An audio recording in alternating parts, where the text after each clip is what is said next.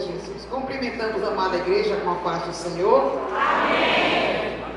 Que maravilha, amados irmãos, estarmos na presença do Senhor para adorar e bendizer o seu nome.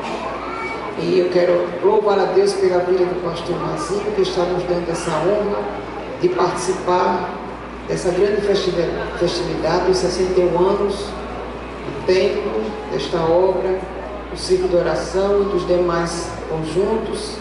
Eu me sinto muito honrada, já estava com saudade dos irmãos.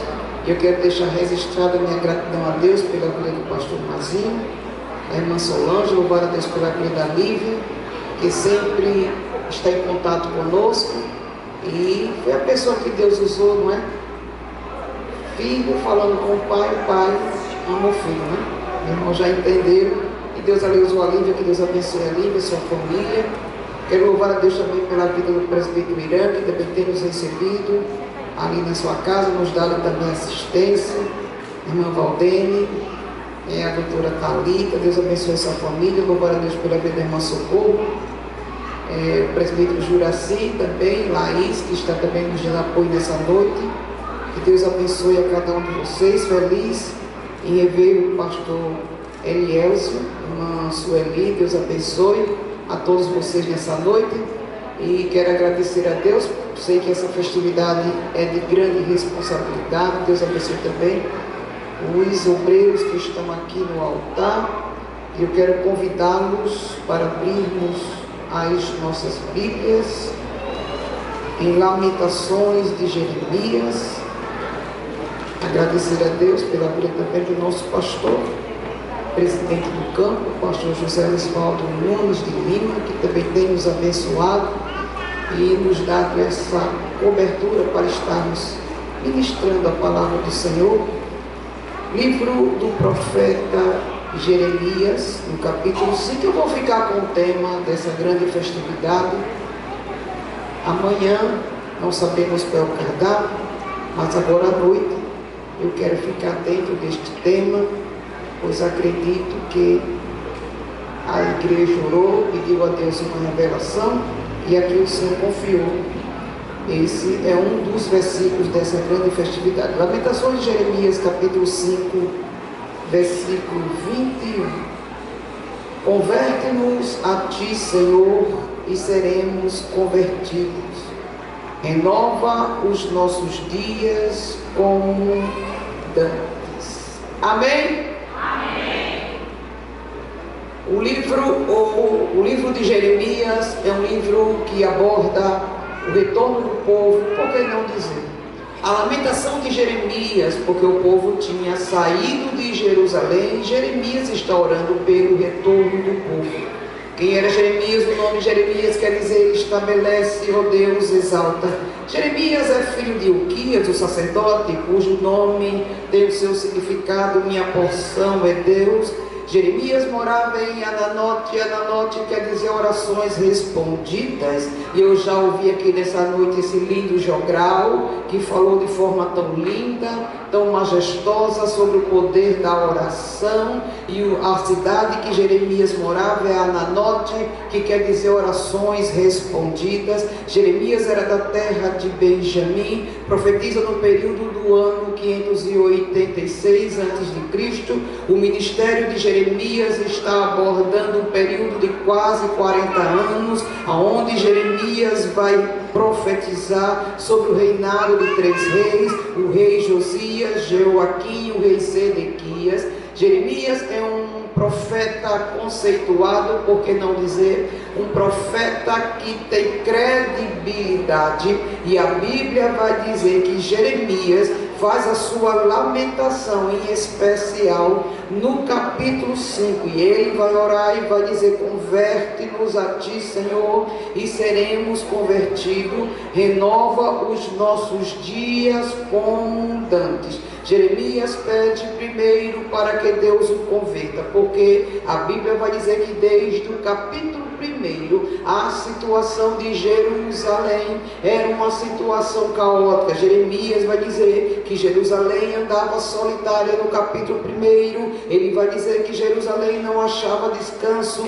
que Jerusalém estava pranteando, por não havia ninguém que viesse à reunião solene, ou seja, já não havia mais as festas comemorativas, em especial as 3 festas estabelecidas por Deus, ordenadas a Moisés, que era exatamente a festa da Páscoa, a festa das primícias e a festa dos tabernáculos. Já não havia a comemoração dessas festas, ou seja, dentro do contexto espiritual, não necessariamente moral, mas desde o contexto espiritual, havia falta de avivamento, pois Deus ordenou a Moisés que o povo não deveria deixar de celebrar essas festas. A Páscoa, porque fala da redenção, libertação, a festa das primícias, que fala do avivamento, e a festa do tabernáculo, que fala da peregrinação de Israel durante o período de 40 anos. Então o povo deixou de comemorar, havia solidão em Jerusalém, já não havia mais alegria em Jerusalém. Jeremias vai dizer que as virgens andavam tristes, os sacerdotes andavam de lutos. O profeta Jeremias já vai dizer que, com relação aos profetas, já não havia visão manifesta, já não havia visão revelada. E a pior crise espiritual que uma igreja pode experimentar não é a crise financeira, mas na verdade a maior crise é a crise espiritual. Porque se os céus espirituais estiverem fechados para a igreja, é claro que as consequências é caótica, as consequências é desastrosa. Jeremias vai dizer que os profetas estavam suspirando. Ele vai dizer no capítulo 1, versículo 6, que os príncipes do povo de Israel, que representavam a liderança de Israel, Jeremias está dizendo que os príncipes andavam sem força na frente do seu perseguidor. Ele está dizendo que foi-se da filha de Sião a sua formosura, foi-se da filha de Sião a sua glória. Ele vai dizer inclusive que caiu a coroa da cabeça da filha de Jerusalém. E quando a Bíblia fala da coroa, a Bíblia fala da glória. E quando a Bíblia fala da glória, fala da cabode de Deus. E cabode significa presença, majestade, revelação, manifestação da majestade ou da glória. E Jeremias está dizendo: já não existe mais a glória, caiu a coroa da cabeça de Jerusalém, e os príncipes andam sem força na presença do seu adversário. Uma igreja sem glória, uma igreja sem revelação, é uma igreja que não tem força diante do seu adversário. Lembra de Jesus, quando ele recebe uma mensagem enviada pelos fariseus, trazendo na verdade uma mensagem de Herodes, dizendo para Jesus: sai daqui, te retira daqui, porque Herodes vai mandar te matar. Jesus manda uma mensagem para Herodes dizendo: diga para aquela raposa que hoje eu expulso demônios, amanhã eu curo enfermos, no terceiro dia eu ressuscito. Uma igreja revestida de glória é uma igreja que não tem medo de ameaça, não tem medo de raposa. O profeta Jeremias está dizendo inclusive que na grande muralha de Jerusalém ele estava dizendo que andava as raposas, que antes se fazia corais, os levitas louvavam a Deus em cima de um muro de Jerusalém, mas agora o profeta está dizendo: lá está desolada a muralha de Jerusalém e as raposas andam por ela. Isso é uma igreja que não tem a glória. Ele está orando e está dizendo: nos converte, Senhor, nos converte, Senhor, nos converte, Senhor. Jeremias está dizendo: os sacerdotes e anciãos morrem na cidade. Oh Pai, ele está dizendo: o Senhor matou tudo que era formoso à vista. Inclusive Jeremias está dizendo: os filhos de Sião, que antes eram reputados como ouro, ele diz que os filhos de Sião antes eram os príncipes do povo. Ele chama os filhos de Sião, no capítulo 4, no versículo 1 e 2, ele chama os filhos de Sião como puro ouro. Ele diz: como mudou o ouro puro? O ouro era tão bom, o ouro era tão puro, mas o ouro mudou. ele está dizendo: os filhos de Sião eram avaliados a puro ouro, mas agora os filhos de Sião são reputados como vasos de barro, obra nas mãos do oleiro. Ele estava dizendo: quem antes era ouro no sentido espiritual, agora é comparado ao barro, ou seja, Jeremias está dizendo: caiu a glória de Jerusalém, cessou o gozo do nosso coração, transformou-se em lamentação a nossa dança, o nosso coração está desmaiado, os nossos olhos escureceram, está doente o nosso coração. Ele está dizendo: os meus rins são visitados como que pedrinhas, eu estou gemendo de dores por causa da filha do meu povo, por causa da filha de Sião. Agora Jeremias está trazendo para nós o segredo do avivamento, porque apesar de que a igreja estivesse dentro desse contexto de desolação, de fraqueza espiritual, está nas mãos do seu inimigo. Não era a igreja que dominava, mas o adversário dominava a igreja chamada Jerusalém. Mas Jeremias encontra uma resposta do Senhor, até porque Deus falou com ele no capítulo 3 e disse: Jeremias, põe a tua boca no pó, porque ainda há esperança para esse negócio. Jeremias, põe a tua boca no pó. É quando Jeremias vai dizer para mim, para você: eu vou trazer para minha memória o que me pode dar esperança, eu vou trazer a minha memória o que me pode dar esperança. Jeremias vai dizer: o homem tem que suportar o jugo na sua mocidade, se assentar solitário e ficar em silêncio, orando ao Senhor. E ele vai dizer: o Senhor não vai rejeitar para sempre, ainda que o Senhor entristeça alguém. Ele fala de Jerusalém: o Senhor vai usar de compaixão, vai usar de grandeza, segundo a sua misericórdia. Ele está dizendo: o Senhor não aflige nem entristece de bom grado aos filhos dos homens. Ele está dizendo: o Senhor disse. E o que é interessante, ele vai dizer aqui: porventura da boca do Altíssimo não sai tanto o mal como não sai o bem. Ele está dizendo: o Senhor trouxe o mal, mas também ele vai trazer o bem. O Senhor trouxe a calamidade, mas o Senhor vai trazer ressurreição. O Senhor trouxe o opróbrio, mas ele também vai trazer a honra. O Senhor trouxe a ira, mas ele também vai trazer justiça. E eu acredito que a igreja do Senhor Jesus Cristo vai provar o maior avivamento antes do arrebatamento da igreja, dentro da tipologia de Gênesis capítulo 24 versículo 16. A Bíblia fala de Rebeca, que é tipologia da igreja, tipologia de Jerusalém, e a Bíblia vai dizer que a moça, primeira característica, era virgem, segunda característica, desceu a fonte, terceira característica, encheu o seu cântaro, e o resultado, e subiu. Então, antes da igreja provar o arrebatamento, ou passar pelo arrebatamento, a igreja tipificada em Rebeca é a igreja que vai ser arrebatada com o cântaro cheio, e na condição de cântaro cheio, a igreja vai provar um grande avivamento. Este avivamento já está às portas, este avivamento já está chegando, pois estamos provando,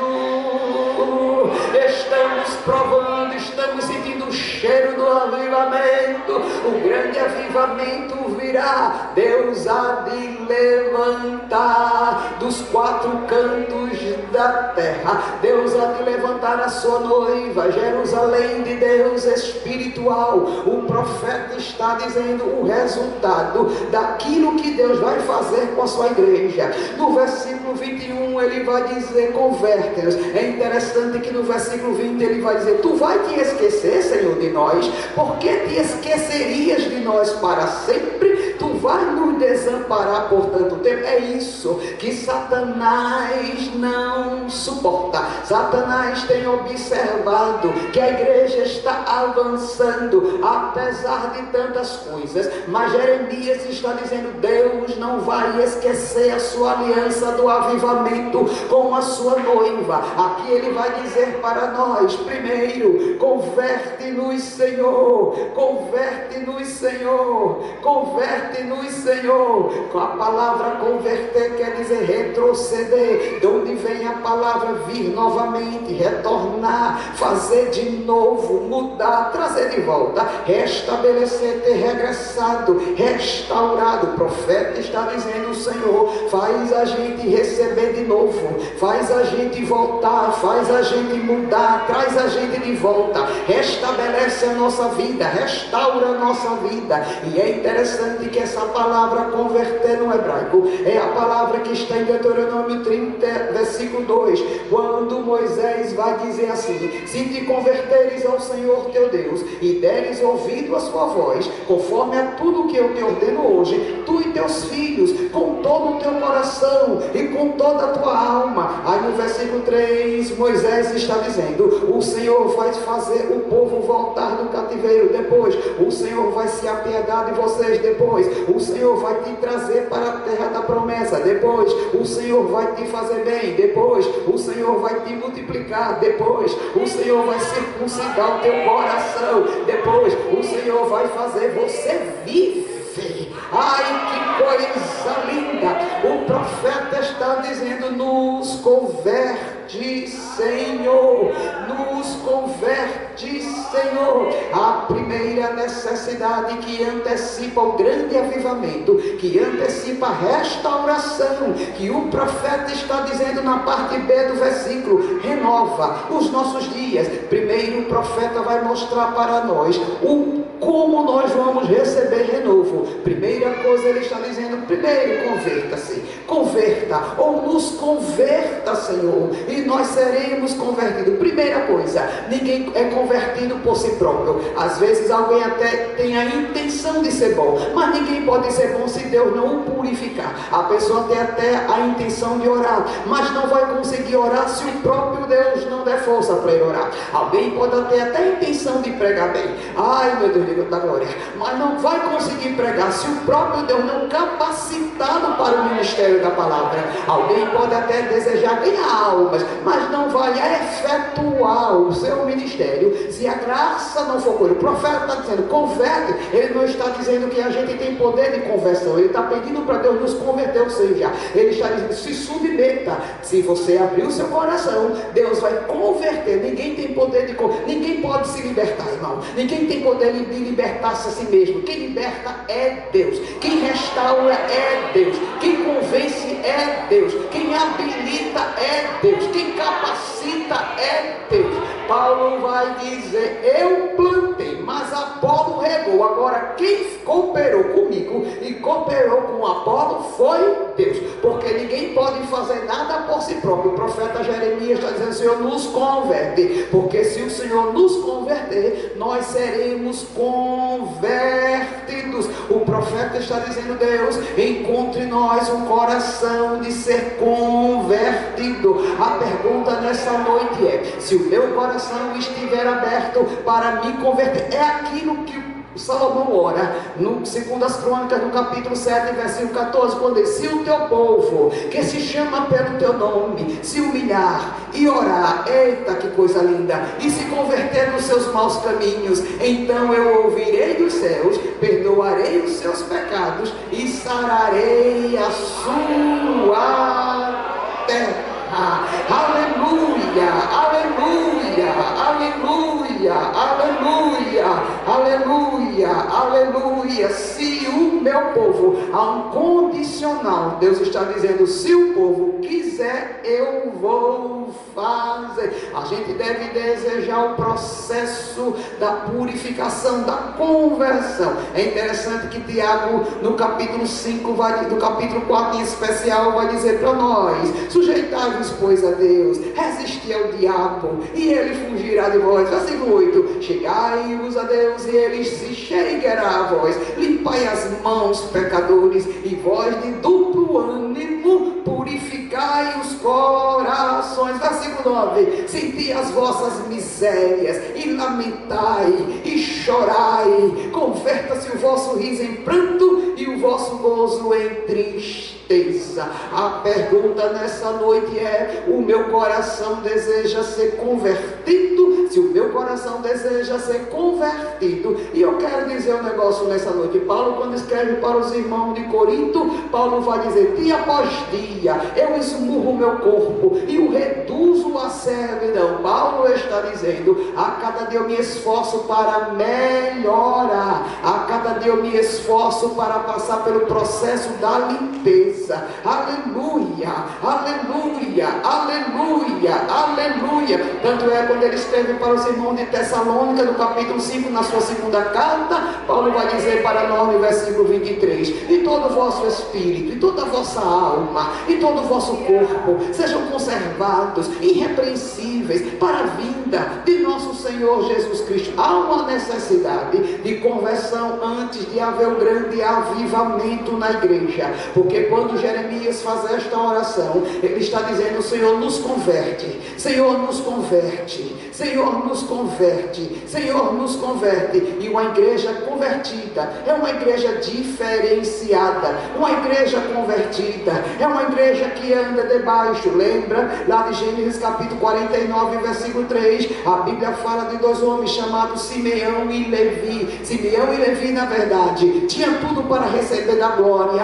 que Deus estava entregando para Jacó, mas a Bíblia diz que Simeão e Levi se levanta e vai usar de vingança para matar alguém que era inocente. Então Jacó se levanta e diz para Simeão e Levi: a minha glória não se ajunte na congregação de Simeão e Levi, porque mataram homens na sua inocência. A glória de Deus, quando está presente, quando estamos convertidos, como diz as Sagradas Escrituras, não vamos fazer como Simeão e Levi. A gente não vai se vingar com nossas próprias mãos. Precisamos aceitar o jugo de Jesus, irmãos. O jugo de Jesus é leve, é suave. O jugo de Jesus nos impõe a condição de sermos servos da orelha furada, escravo da orelha furada. E escravo da orelha furada, ele não reivindica o seu próprio, não, irmão, os seus direitos legais. A Bíblia vai dizer que quando nós aceitamos Jesus, a gente se submeteu a ser escravo. Jesus não chamou a gente para ser seguidor, Jesus chamou a gente para ser escravo. João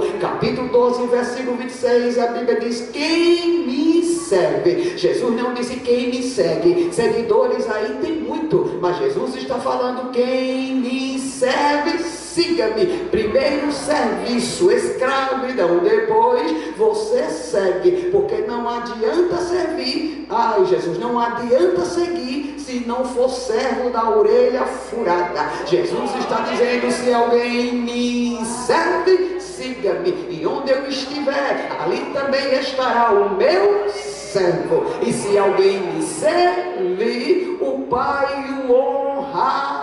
Qual é a diferença do servo para aquele que é seguidor? O que é seguidor busca os seus próprios interesses. Lembra de Pedro, antes da sua conversão, ele chega diante de Jesus e pergunta: Jesus, o que é que nós vamos ganhar? Qual é o lucro? Qual é a vantagem? Qual é o retorno que nós vamos ter em te seguir? Jesus não chamou Pedro para seguir. Jesus, quando encontra Pedro diante do barco, Jesus vai dizer: Pedro, vem e me serve. O serviço para abrir mão de tudo. Jesus não chama Pedro para barganhar com Pedro, para trocar bênção com Pedro, porque o céu não quer trocar bênção com ninguém. O céu chama a gente incondicional e diz: vem e seja servo da orelha furada. E quando Pedro vai dizer para Jesus: o que é que a gente vai ganhar com isso? Jesus está dizendo: se você deixar casa, se você deixar campo, se você deixar barco, se você deixar tudo por amor do meu nome, você vai ganhar aqui 100 vezes mais, e na vida eterna você vai receber o seu galardão. A diferença do servo para o seguidor é muito diferente. Seguidor busca interesse, seguidor quer fazer sua própria vontade, seguidor não obedece de forma incondicional ao seu Senhor. Essa é a diferença do seguidor para o servidor. Irmãos, aquele que é servo não compete com alguém que tem uma patente, nem com quem tem a patente igual. Quem é servo não está querendo validar ou colocar a sua voz como a última. Ele não é aquele que acha que a voz dele tem a última palavra, é ele que tem a resposta. Não, porque quem é servo de Deus, a Bíblia vai dizer, aquele que é convertido Deus chama Arão e Miriam, e Moisés diz: vem cá vocês três para a tenda. E quando se aproximaram da tenda, a Bíblia diz que Deus feriu Miriam e ela ficou leprosa. Porque aqui é uma grande diferença daquele que é convertido. O que é convertido não tem interesse de competir com ninguém, para tomar o lugar de ninguém. Porque quem é convertido, primeiro, Paulo vai dizer: cada um fique na posição em que foi chamado. Você está lembrado de José, que é uma tipologia de Cristo. A Bíblia vai dizer que quando José coloca os seus irmãos para almoçarem com ele, a Bíblia diz que Moisés colocou cada irmão segundo a sua posição na mesa. A posição de Rúben era de Rúben, a posição de Simeão, de Levi, de Zacá, Zebulon, de Naftali, cada um tinha a sua posição na mesa, porque o reino espiritual é muito organizado. Irmãos, Deus é muito organizado. Se Deus te chamou para louvar, é a tua função. Se Deus te chamou para evangelizar, é a tua função. Se Deus te chamou para pregar, é a tua função. Se Deus te chamou para aconselhar, a tua função. Até costureira Deus usa. Atos capítulo 9, a Bíblia fala de uma mulher chamada Dorcas. Essa mulher, através dela, a Bíblia diz que toda Jope praticamente foi evangelizada, porque quando Pedro vai orar por Dorcas e ressuscita Dorcas, muitos vieram ouvir a pregação de Pedro, e a Bíblia vai dizer quase toda Jope. Irmãos, isso é uma costureira. Deus usa uma costureira. Fica na posição que Deus te chamou, fica no lugar que Deus te chamou, fica na missão que Deus te chamou, fica dentro da bênção que Deus te chamou, pois como Deus te chamou, Deus vai te honrar. Jeremias está dizendo: nos converte, Senhor. Aquele que é convertido é semelhante a Jacó, não é semelhante a Esaú, que vendeu o direito da sua primogenitura. Primogenitura fala de herança, primogenitura fala da salvação. Não troque a tua salvação por nada, não troque a tua salvação pelo pecado, não faça como Sansão, que barganhou, tentou negociar a sua salvação, perdeu a força do seu cabelo e morreu cego. Porque uma igreja que não valoriza o seu direito de primogenitura é a igreja que cai na mão do seu adversário, e o adversário está tentando, como diz a Bíblia em Tiago, ele anda em derredor para tentar derrubar os príncipes de Deus, ele tenta derrubar os eleitos de Deus, ele tenta adentrar na igreja. Mas eu quero dizer uma coisa: o diabo nunca vai adentrar na igreja. O diabo pode tentar alguns da igreja,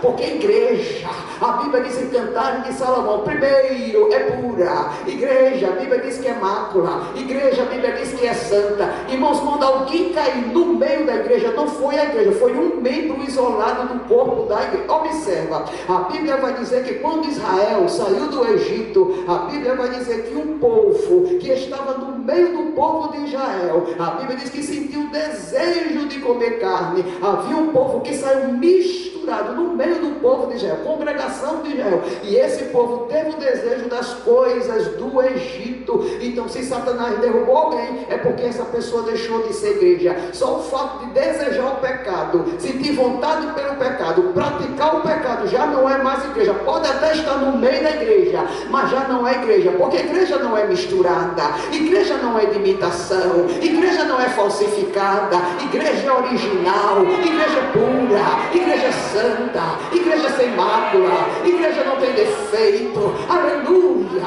aleluia, aleluia, aleluia, aleluia. Eu quero ver a mão da igreja. Quem é a igreja? Quem é a igreja? Levanta a mão direita, você que é a igreja. Oh, Jesus da glória, oh, Jesus da glória. A igreja é formosa. Cantares de Salomão, capítulo 4, versículo 1, vai dizer: eis que és formosa, meu amor, eis que és formosa. A igreja é formosa, a igreja é formosa. No versículo 7 do capítulo 4 de Cantares, ele vai dizer: tu és toda formosa, meu amor, e em ti não há mancha. Ele está dizendo: a igreja não tem mancha. Se alguém cair, é prejuízo para ele. É como Deus fala com Jó e diz: Jó, eleva os teus olhos para o céu, Jó. Se você pecar, o céu vai continuar puro, Jó, mas você vai entrar em transgressão e em prejuízo, porque se alguém peca, Deus continua sendo Deus. Se alguém peca, o céu continua sendo puro. Se alguém peca, a igreja continua sendo santa. Mas quem pecou, perdeu a identidade do céu, porque a identidade do céu é ser de santos, porque eu sou santo, ser de santos, porque eu sou santo, ser de santos, porque eu sou santo. E não vai entrar em Jerusalém ninguém circunciso, como diz o profeta Jeremias. Inclusive a palavra conversão traz a ideia da circuncisão, e Deus está dizendo aqui em Jeremias, está dizendo: eu vou circuncidar o coração do meu povo. E a palavra circuncisão quer dizer cortar, de onde vem a palavra aliança, porque todas as vezes que Deus circuncidava o coração de alguém, Deus purificava aquela pessoa para servi-lo integralmente. Então, a igreja representada, a igreja do Senhor Jesus, ela é purificada. Agora, membros do corpo da igreja precisa passar pelo processo da libertação, e Deus está convidando a sua igreja. Ele está dizendo: converte. Jeremias está dizendo: nos converte, Senhor, nos converte, Senhor, nos converte, Senhor, nos converte, Senhor, nos converte. Porque a salvação, ai que coisa linda, é instantânea, integral e completa. Agora a santificação, ela é gradativa. É por isso que Paulo está ensinando para mim, para você, e está dizendo: todo dia eu levo o meu corpo como uma ovelha levada para o matadouro. Todo dia é o processo do esvaziamento. É aquilo que Paulo fala quando escreve para os irmãos de Filipos. Ele está dizendo: Jesus se esvaziou de si mesmo, Jesus se esvaziou de si mesmo, e nós como igreja temos que nos esvaziar. É isso que a Bíblia está ensinando. Nos converte, Senhor, nos converte, Senhor, e nós seremos convertidos. Quem é convertido espiritualmente, irmãos, a Bíblia vai ensinar que a gente tem ferramentas espirituais. Você está lembrado de Eliseu? A Bíblia diz que Eliseu foi levantar aquele templo enquanto um dos discípulos perdeu a ferramenta. A igreja espiritual, a igreja convertida e deseja conversão, santificação diária, é a igreja que anda com ferramenta. E é um perigo quando a igreja perde a ferramenta, porque a ferramenta fala da palavra de Deus, a ferramenta fala da regra. Não existe conversão se não houver palavra, porque o grande avivamento, a grande conversão, irmão, não vem através de show gospel, não vem através de inovação. A grande conversão verdadeira, genuína, vem através da pregação da palavra de Deus. Nós não precisamos de mecanismo humano, não precisamos de armas humanas para a gente ser avivado. A gente precisa sim. Abacuque capítulo 3, versículo 1. Abacuque está dizendo: eu ouvi a tua palavra, Senhor, eu ouvi a tua palavra e temi. Ele está dizendo: Senhor, aviva a tua igreja, aviva a tua obra no meio dos anos, através da palavra. Eu acredito no grande avivamento do ministério da palavra. Eu acredito que Deus vai levantar muitos Ezequiéis e vai mandar profetizar no meio de vale. Eu acredito que Deus vai levantar muitos profetas Ezequiéis, que aonde ele colocar o pé, ossos secos receberão vida. Quem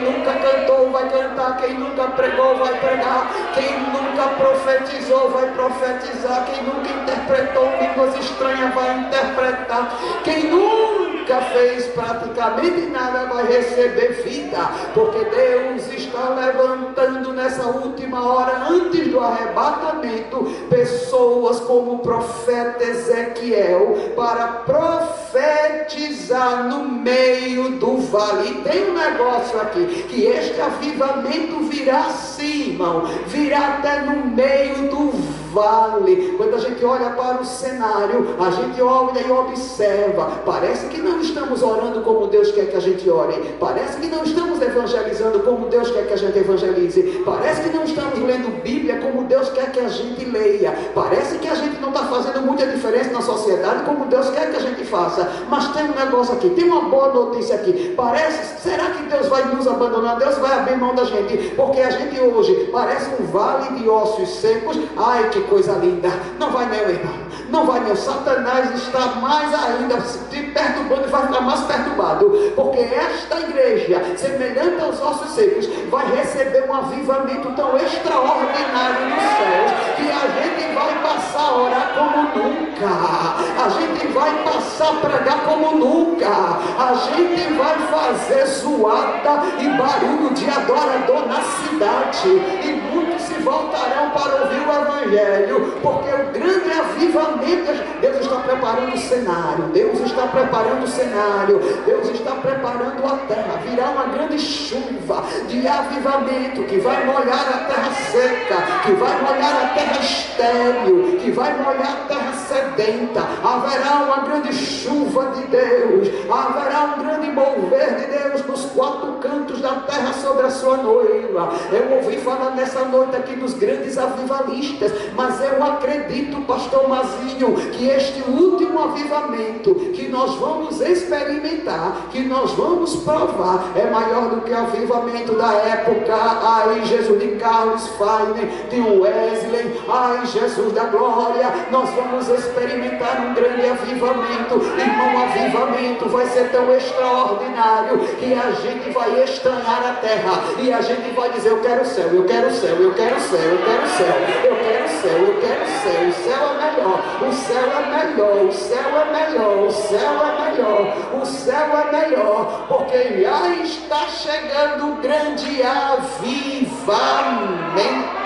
Eita, que coisa linda! O avivamento está chegando, como diz o profeta Joel, no capítulo 2, versículo 2 e 13. O profeta está dizendo: convertei-vos a mim de todo o vosso coração. Aí o profeta Joel vai corroborar com o profeta Jeremias, e ele vai dizer: para haver conversão, vocês devem vir com jejum, vocês devem vir com choro, vocês devem vir com pranto. O profeta Joel está dizendo: a igreja vai provar um grande avivamento. A gente vai voltar a jejuar como nunca, a gente vai voltar a chorar na igreja como nunca. Irmãos, a gente já aposentou o lenço há muitas décadas atrás, mas o grande avivamento que está chegando para a igreja vai trazer quebrantamento. Quem disse que a gente vai chegar aqui e vai voltar do mesmo jeito que a gente chegou? Não, a gente vai sair daqui, a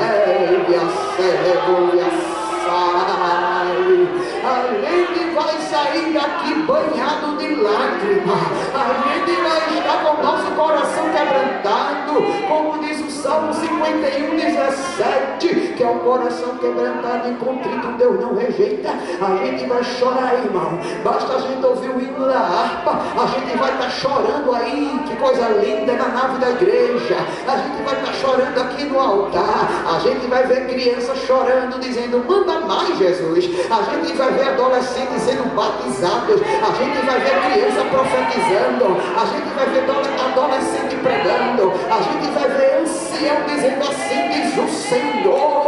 O grande avivamento está chegando. Ai, que coisa linda! O grande avivamento, o grande renovo está chegando em nossos dias. Já Deus está preparando a sua plataforma, Deus está preparando a sua vinha, Deus está preparando o seu terreno. Está chegando, está chegando, está chegando, está chegando, está chegando, está chegando, está chegando avivamento, está chegando avivamento, está chegando avivamento, porque esta igreja está entendendo que há uma necessidade de se voltar para Deus e receber o avivamento.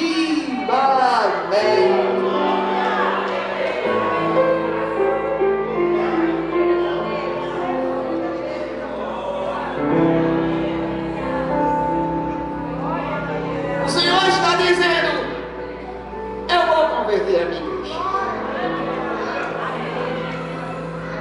porque Deus não vai derramar a e que o terreno esteja preparado.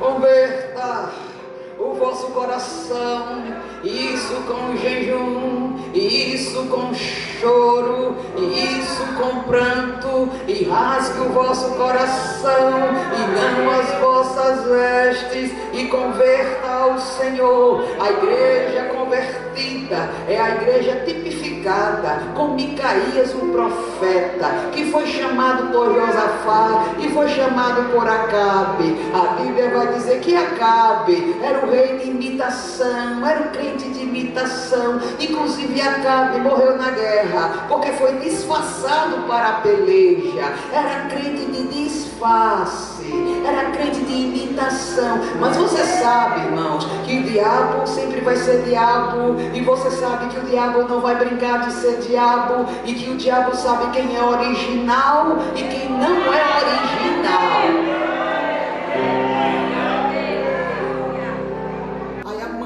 A mãe de Asa pensou assim: já que eu sou a rainha, eu sou a mãe do rei, eu faço o que eu quiser aqui no reinado. Aí ela fez uma estátua para adorar Acera, uma estátua horrível. Aí quando Asa soube o que a mãe fez, a Bíblia diz que Asa tirou a mãe do trono, removeu a mãe como rainha, despojou, arrancou a cadeira dela, arrancou a coroa dela, e ela foi despojada. Ele era filho, ela era mãe, mas no céu não tem esse apadrinhamento, irmão. O céu é céu, e para entrar na cidade tem esse negócio de arrumar, de passar a mão porque é filhinho, passar a mão porque é amiguinho, passar a mão porque tem dinheiro, passar a mão porque tem influência. Não, o céu não tem esse negócio. Pode ser quem for, ou é santo ou não é santo.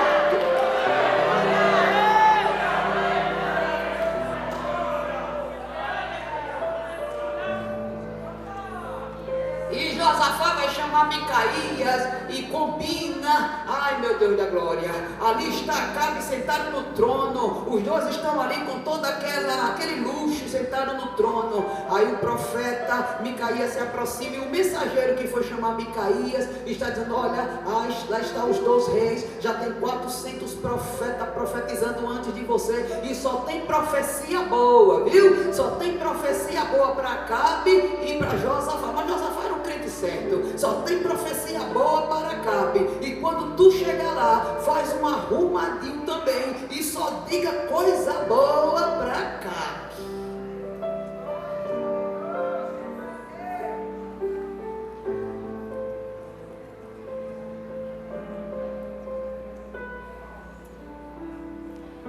A igreja que vai subir para o céu não é a igreja que se vende.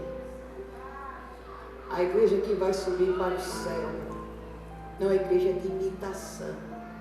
Micaías disse: olha, o que o Senhor colocar na minha boca, isso eu vou falar. Aí ele chega diante de Acabe e diz: e aí, tem uma profecia boa para mim? Ele disse: tem. Eu vi Israel indo para a guerra, e eu vi Israel sem chefe, sem dono. Eu vi Israel abandonado. Aí Acabe vai dizer para Josafá: eu não disse que ele não profetiza coisa boa para mim, só profetiza coisa ruim. Então, já que tu só profetiza coisa ruim para mim, eu vou colocar você no tronco, você vai ficar lá só tomando água e pão de angústia. E quando eu voltar, já vou ver o que eu faço com você. Aí Micaías vai dizer para Acabe: se você voltar vivo, é porque Deus não falou na minha boca.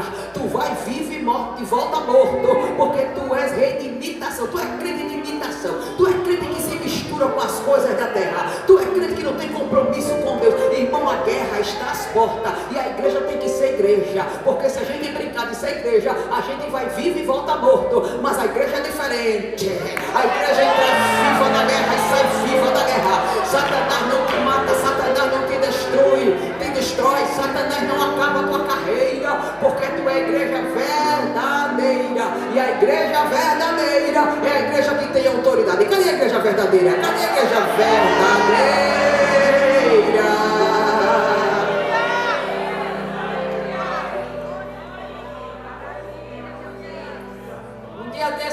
pastor Mazinho, eu fui pregar em uma festividade em outra cidade, e enquanto eu estava pregando havia um rapaz que estava aqui na minha frente, e ele fazia parte lá da direção, lá da liderança lá, e eu olhando aqui para ele aqui do altar, o Senhor disse: chame ele aqui para o altar, chame ele aqui na frente e mande ele subir. E eu achei diferente, pois ainda estava pregando, mas o Senhor mandou ele subir aqui no altar. Quando ele subiu aqui no altar, o Senhor disse para mim: diga para ele que ele vai fazer uma viagem por esses dias. Até aí tudo bem, mas o Senhor disse: diga para ele que nessa viagem ele não volta mais nunca. Eu disse: eu não vou dizer isso, é uma festividade, vai complicar para mim, depois os irmãos sabem que tudo vai para a internet, eu não vou dizer isso. O Senhor disse: diga. E eu fiquei aqui lutando com Deus, o rapaz aqui em pé na minha frente, eu não tinha terminado a pregação ainda, ele aqui na minha frente, a igreja toda olhando para mim. O Senhor: diga para ele que ele vai fazer uma viagem por esse dia e não volta mais nunca. Mas não era uma viagem geográfica, era uma viagem para a eternidade, porque se você não sabe, a nossa partida para o céu é uma viagem, e essa viagem é uma viagem eterna, viu, irmão? A gente vai para o céu e não volta mais para esse mundo não. Glória! E eu disse para aquele jovem senhor, eu disse: olha, você vai fazer uma viagem, mas você não volta mais nunca. Ele olhou, regalou os olhos assim para mim, e eu fiquei até um pouco preocupada também. Fui-me embora daquela festividade, e outro tempo depois voltei para outra cidade. Quando eu cheguei na outra cidade, uma das irmãs, eu fui jantar na casa dela, ela disse: está sabendo da notícia? Eu disse: que notícia? Eu não me lembrava mais. Ela disse: aquele rapaz, lembra daquele rapaz que você chamou no altar? Você parou a mensagem, chamou ele aqui no altar? Eu disse: sim, lembro. Ela disse: pois é, aquele rapaz pouco dia depois foi parar no hospital, mandou chamar o pastor da igreja e pediu perdão ao pastor da igreja, pediu perdão à igreja, pediu perdão à esposa. Pois é, sabe o que aconteceu com ele? Aquele rapaz era casado e ele estava em pecado de homossexualismo e estava enganando o pastor, fazia parte da liderança, era um jovem, fazia parte da casado e fazia parte da liderança. Pois é, ele pediu perdão ao pastor e ele disse ao pastor: pastor, eu não vou resistir. Deus usou a irmã para mim, disse que eu ia fazer uma viagem para a eternidade. Eu sei que eu vou morrer, mas antes de morrer eu quero pedir perdão. Irmão, Deus ainda tem profeta, Deus ainda tem profeta, Deus ainda tem profeta, e Deus está dizendo nessa noite que vai nos converter, porque a volta dele se aproxima. Deus está dizendo que vai nos levar a provar um grande avivamento, e esse avivamento já está às portas, já está às portas, já está às portas, já está às portas. Converte-nos, Senhor, e seremos convertidos. Fique de pé comigo, por favor, com a permissão do pastor dessa igreja, com a permissão do pastor Mazinho. Ai, que coisa linda! Esse tema é tão maravilhoso, esse tema é maravilhoso. O profeta Joel está dizendo que se converta através de jejum, através de choro, através de pranto. Aleluia, aleluia, aleluia, aleluia, aleluia, aleluia, aleluia, aleluia. Haverá um avivamento, porque a igreja do Senhor Jesus está passando pela limpeza do céu. A igreja do Senhor Jesus Cristo está passando pelo processo do fogo, e o profeta Zacarias vai dizer para mim e para você: eu vou passar essa terceira parte pelo fogo, vou purificar o meu povo, vou deixar meu povo mais branco como a mais branca pura lã. Ai, que coisa linda, porque haverá um grande avivamento, e eu quero dizer que Deus vai trazer para os nossos altares profetas que não barganhem com o reino, profetas que não estejam pensando nas coisas da terra. Deus vai trazer para os nossos altares profetas que digam: assim diz o Senhor, profetas que falem a verdade e não tenha medo de ameaça, nem de retaliação e nem de resistência. Porque quando Deus levanta Jeremias, Deus está dizendo: Jeremias, eu te levanto para profetizar. Jeremias, eu te levanto para trazer a minha palavra de juízo. Jeremias, eu te levanto. Jeremias, eu ponho as minhas palavras na tua boca. Jeremias, eu ponho as minhas palavras na tua boca. Eu acredito no grande avivamento, sim. Deus está dizendo: Jeremias, Jeremias, eu te coloco nesse dia sobre as nações, sobre o reino. O que você arrancar será arrancado, o que você derrubar será derrubado, o que você destruir será destruído, o que você arruinar será arruinado, mas também o que você edificar será edificado, o que você plantar será plantado. Ai, Jeremias, cinge os teus lombos, Jeremias, cinge os teus lombos, Jeremias, te levanta, diz para eles tudo quanto eu te mandar, Jeremias. Não tenha medo, não te espante diante dele, Jeremias. Não te envergonhe diante dele, Jeremias. Eu te coloco por cidade forte. Ai, que o diabo não tem poder, não tem poder, Jeremias. Não tem poder, Jeremias, não tem poder. Eu te coloco como cidade forte, eu te coloco como coluna de ferro, eu te coloco como muro de bronze. Ai, Jeremias, podem até se levantar contra você, podem até pelejar contra você, agora não vai prevalecer, não prevalece, não prevalece, não prevalece, não prevalece, não prevalece contra você, Jeremias. Eita, rei, alaia, serre, blávia, suremácia. Sinta a presença dele aí, sinta a presença